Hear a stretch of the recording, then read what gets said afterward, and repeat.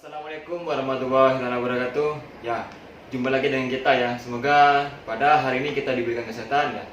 Pada hari ini kita akan melanjutkan kuliah hukum acara perdata, yang mana sebelumnya kita sudah membahas tentang permohonan dan gugatan. Sebelum kita ke materi yang selanjutnya, ada hal yang menarik yang saya temukan di lapangan. Maksudnya dalam gugatan itu ada yang namanya sebuah penggabungan gugatan. Itu seperti apa, Mas? Sebelum saya jawab pertanyaan Mas Os tadi, saya sapa dulu semua teman-teman peserta kuliah hukum acara perdata. Semoga di rumah dalam kondisi sehat, Mas. Tetap semangat mengikuti kuliah hukum acara perdata ini, walaupun masih secara daring. Tapi nanti ada saatnya kita bisa luring ya, untuk menuntaskan berbagai pertanyaan ya, yang mungkin tidak bisa terjawab semua di forum daring ini, tapi kita bisa tuntaskan nanti di forum luring ya. Kita tunggu saja kabar berikutnya. Baik, melanjutkan apa yang disampaikan oleh Mas Oos. Pada pertemuan sebelumnya kita sudah membahas tentang permohonan dan gugatan ya. Perbedaan keduanya sudah kita pelajari bersama, insya Allah sudah kita pahami juga. Mas Oos tadi bertanya tentang kemungkinan penggabungan gugatan.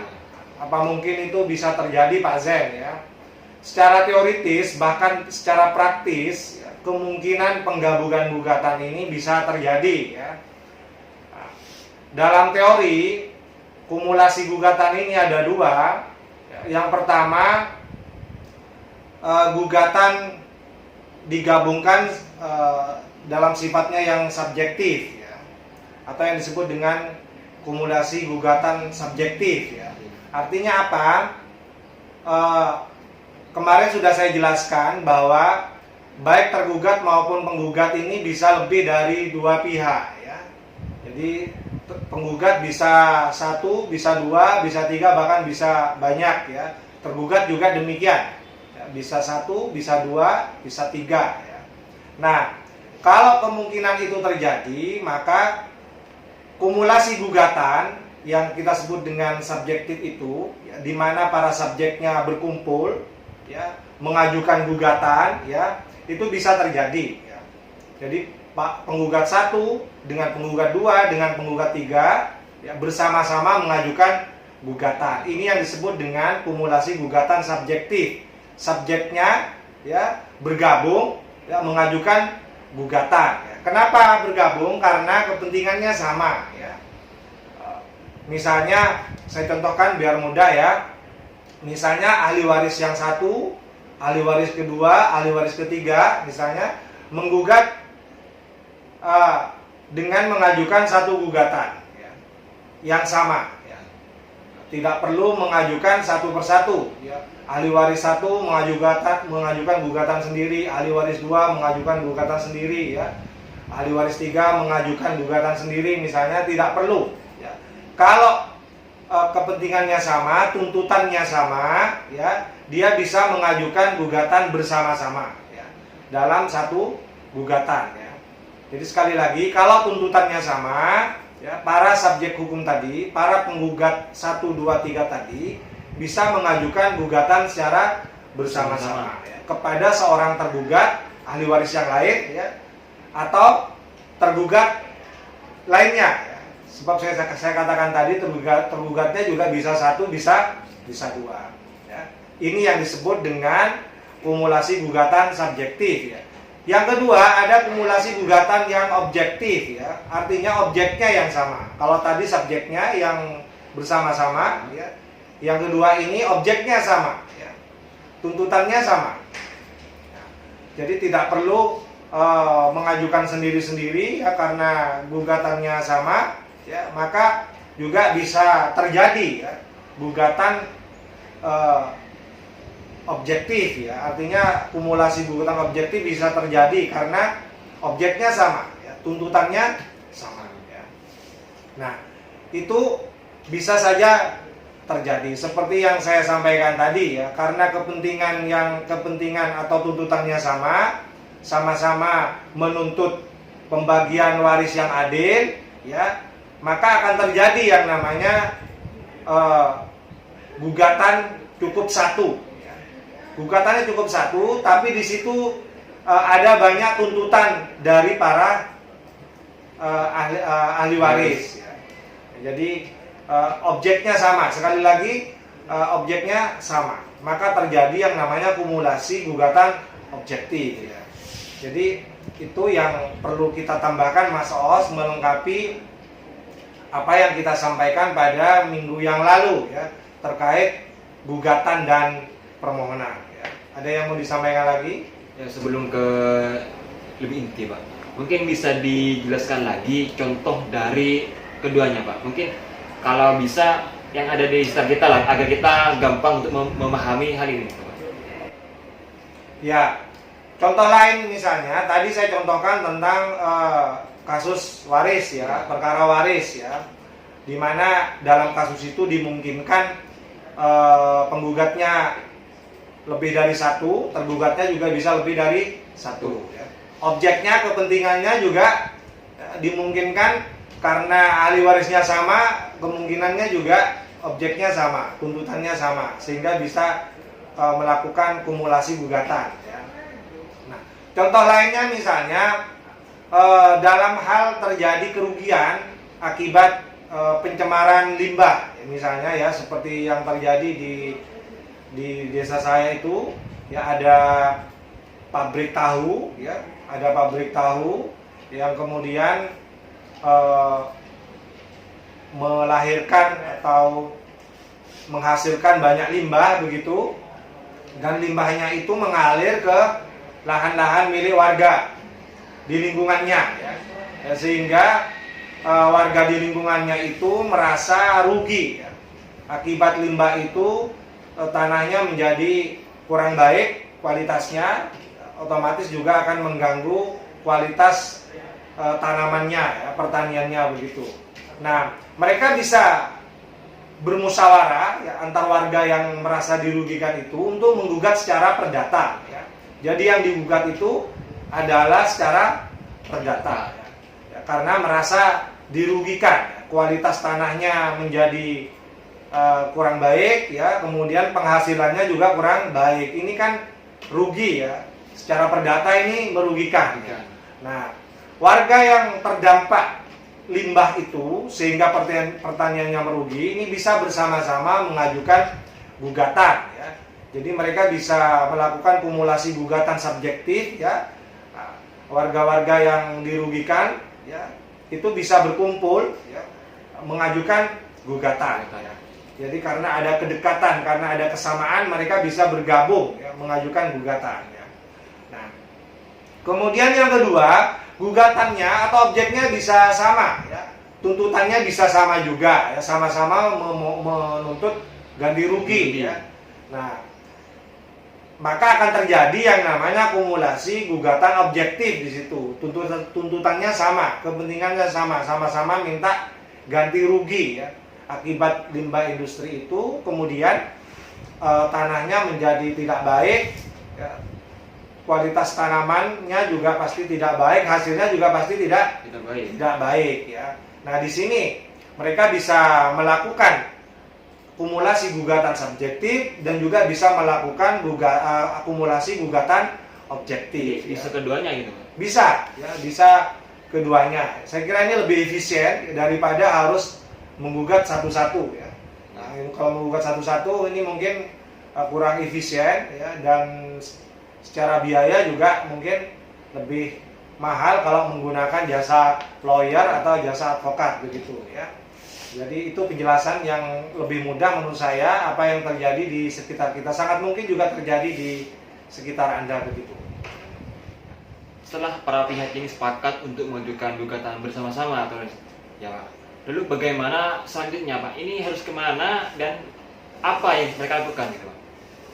Ya, jadi kalau sudah penggugatnya ya, sepakat untuk mengajukan gugatan ya, atau para penggugat ini bersepakat mengajukan kumulasi gugatan ya, terus kemana harus diajukan gugatan itu ya kan? Jadi pertanyaan berikutnya adalah ke pengadilan apa atau ke pengadilan mana gitu ya. Nah, kalau pertanyaan pertama ke pengadilan apa, ini ada hubungannya dengan kewenangan absolut badan peradilan. Ya. Jadi tiap badan peradilan itu punya kewenangan atau punya kompetensi. Ya. Jadi yang pertama ada yang namanya kompetensi absolut atau kewenangan absolut badan peradilan. Ya. Untuk menjawab pertanyaan ke pengadilan apa tuntutan hak ini akan diajukan. Ya. Nah, kompetensi absolut itu adalah kewenangan badan peradilan ya, untuk memeriksa jenis perkara tertentu. Ya. Saya ulangi sekali lagi, kompetensi absolut ini adalah kewenangan badan peradilan untuk memeriksa, mengadili, dan memutus jenis perkara tertentu yang secara absolut tidak menjadi kewenangan badan peradilan lain. Ya. Baik yang di lingkungan peradilan sejenis, ya, misalnya sama-sama pengadilan di bawah pengadilan umum, ya, pengadilan negeri dengan pengadilan tinggi, ya, atau berbeda badan peradilannya, ya, satunya di bawah peradilan umum, satunya di peradilan agama misalnya. Ya. Jadi masing-masing badan peradilan itu punya kompetensi absolut. Menjawab pertanyaan jenis perkaranya apa. Ya. Misalnya kalau perkaranya pidana, ya, itu tidak bisa diajukan ke pengadilan agama. Yang berwenang secara absolut itu menjadi kewenangan memeriksa, mengadili, memutus dari pengadilan umum, ya, atau pengadilan negeri, gitu ya. Nah, pengadilan negeri ini kompetensi absolutnya bisa menerima, ya, memeriksa, mengadili dan memutus perkara perdata dan juga pidana. Ya. Sementara kalau pengadilan agama, dia hanya berwenang secara absolut, ya, mengadili perkara perdata saja. Ya. Ya, masalah perkawinan misalnya yang banyak, ya. Kemudian masalah waris, ya. Masalah yang terakhir, kompetensi terbarunya pengadilan agama itu sengketa di bidang ekonomi syariah, ya. Itu saja dari kompetensi absolut pengadilan agama. Dia tidak berwenang untuk mengadili perkara pidana yang menjadi kompetensi absolut dari pengadilan negeri, ya. Ini kompetensi absolut badan peradilan. Yang kedua, ada yang namanya kompetensi atau kewenangan badan peradilan relatif. Ya. Ini berhubungan dengan yurisdiksi atau wilayah hukum, ya, masing-masing badan peradilan. Ya. Jadi kalau yang pertama untuk menjawab pertanyaan pengadilan apa, ya, yang kompetensi relatif ini untuk menjawab ke pengadilan mana, ya, yang berwenang untuk mengadili perkara itu. Hubungannya dengan wilayah hukum peradilan itu, hubungannya dengan yurisdiksi badan peradilan itu. Ya. Misalnya, kalau subjeknya dan objeknya ada di Sumeneb, maka yang berwenang mengadili secara relatif, ya, itu adalah badan peradilan yang ada di Sumeneb, ya. Tidak ke Pamekasan. Ya. Jadi itu. Nah, atau misalnya ada pertanyaan, ya, terus kalau misalnya tergugatnya Pak Zen tidak jelas tempatnya di mana, tinggalnya di mana, ya.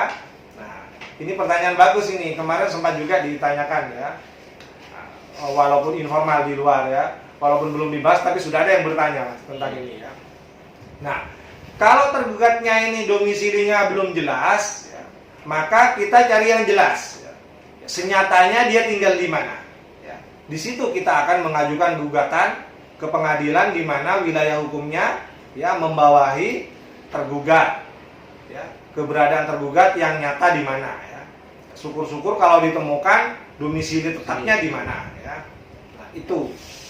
Nah, kemudian kalau dua-duanya Pak Zen sama-sama nggak jelas. Bisa saja kan, ya kan, pendatang misalnya, ya, domisili tetapnya nggak jelas, tempat tinggalnya di mana nggak jelas, ya kan?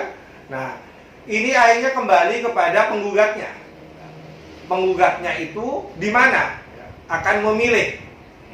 Dia bisa memilih ke pengadilan mana gugatan itu akan diajukan dengan alasan domisili tergugat dan keberadaan yang nyata dari tergugat itu tidak jelas. Yang jelas adalah posisi domisili dari penggugat. Dia bisa mengajukan sesuai domisili tetapnya. Penggugat ini bisa mengajukan sesuai domisili tetapnya di mana. Jadi itu.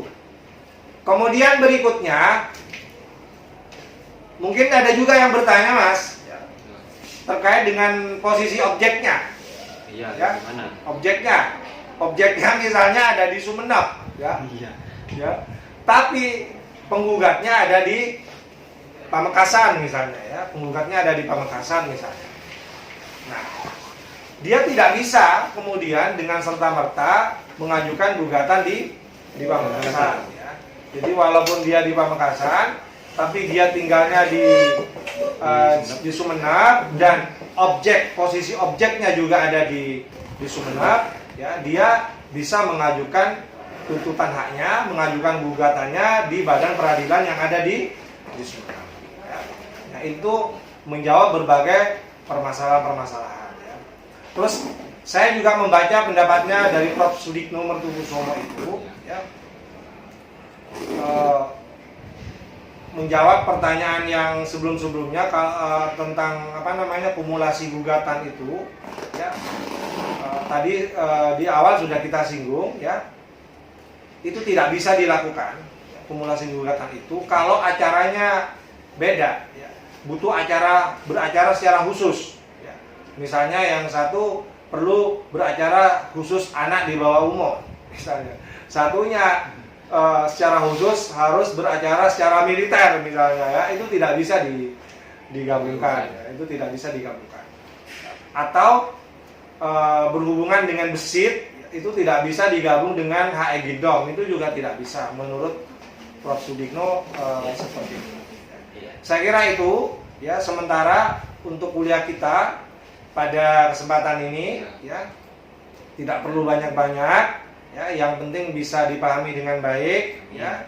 Nah, kalau nanti banyak-banyak, ya, kemudian memorinya tidak muat, karena kalau dulu itu kan ada Pentium 1, Pentium 2, Pentium 3, ya. Kalau Pentiumnya 3, 4 mungkin bisa save banyak hal materi yang saya sampaikan begitu. Tapi kalau Pentiumnya 1 nggak usah banyak-banyak, ya. Cukup 2 hal itu saja dulu. Ya, untuk kuliah kita pada hari ini bisa didiskusikan. Jika ada hal-hal yang perlu ditanyakan, silakan komentar di kolom komentar video ini, ya. Atau kemudian juga bisa berkomentar di grup WA seperti biasa. Saya akan menjawab dengan pesan suara, ya, atau dengan mengetik, ya. Atau kalau pengen japri dijawab secara khusus juga boleh ke nomor WA-nya saya maupun ke nomor WA-nya Mas Oos, ya. Nanti kita pilih pertanyaan-pertanyaan yang paling baik, ya. Kalau perlu nanti kita buat episode khusus, Mas, untuk menjawab berbagai pertanyaan menarik yang berhasil kita kumpulkan, ya. Baik, saya kira itu saja. Saya kembalikan kepada Mas Oos sebagai hostnya, ya. Ya, terima kasih dosen. Jadi itu teman-teman tentang kuliah hari ini. Semoga kita berjumpa di pertemuan selanjutnya. Ya, terima kasih. Wassalamualaikum warahmatullahi wabarakatuh.